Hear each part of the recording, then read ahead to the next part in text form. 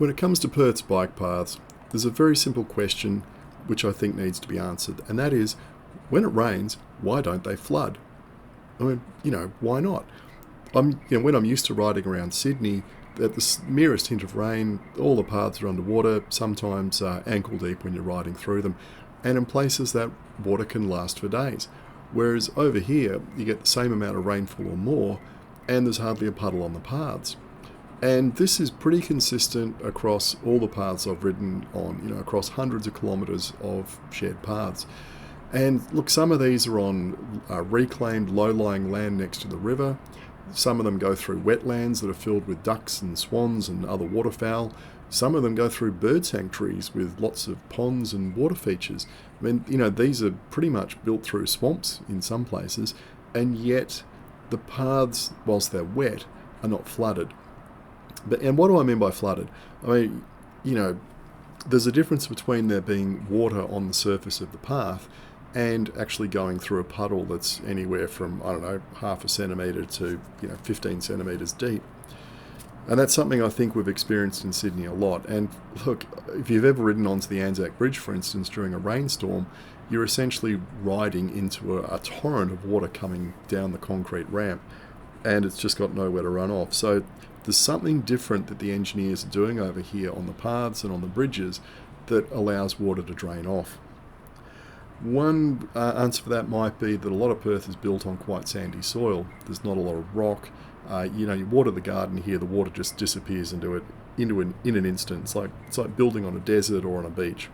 So that might be part of it, that any water that runs off the path generally doesn't hang around.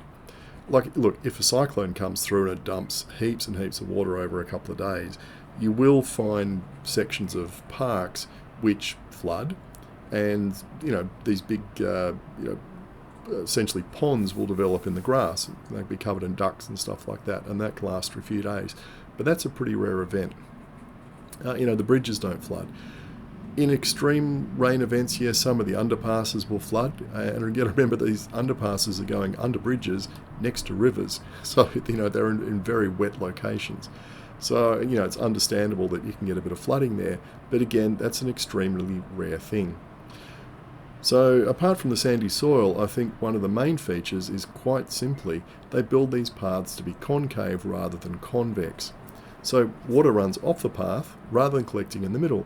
Now that might seem like just an amazingly simple concept, but for some reason the people building the paths in Sydney just don't seem to get that a lot of the time. I mean, it's pretty straightforward. Just it's got to be higher in the middle than it is on the edges. That's it. That's all you need to worry about. Another feature, I think, is that the paths they're building over here, they're slightly higher than the surrounding lawn.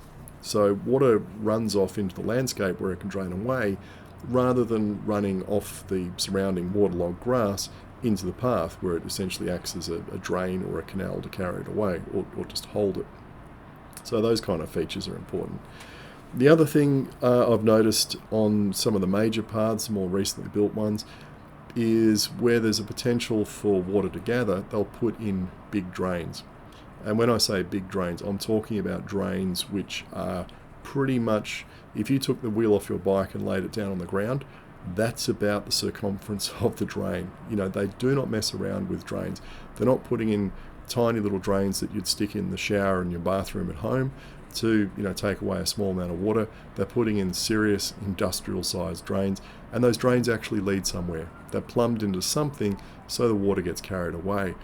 A lot of the time I think in Sydney they don't bother doing that. They just put in a simple little sump drain which just goes into the ground underneath, and if that ground gets waterlogged, or if the drain clogs up with leaves or something like that, then the drain stops functioning and of course everything floods.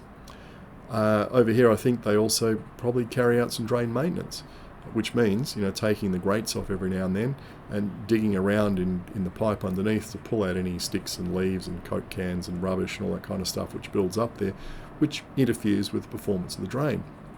In Sydney I think the councils etc. just very rarely bother to actually go around and vacuum out the muck that collects in these things, so when it rains of course they bank up and chaos ensues. So look, I think there's some pretty simple concepts there, but what we should be able to rely on the paths that we use that, when it rains, they should drain. And that's it. Just the Romans did that several thousand years ago. I don't know why it's such a difficult concept to grasp. But clearly that's something that our councils and our builders need to get a grip on.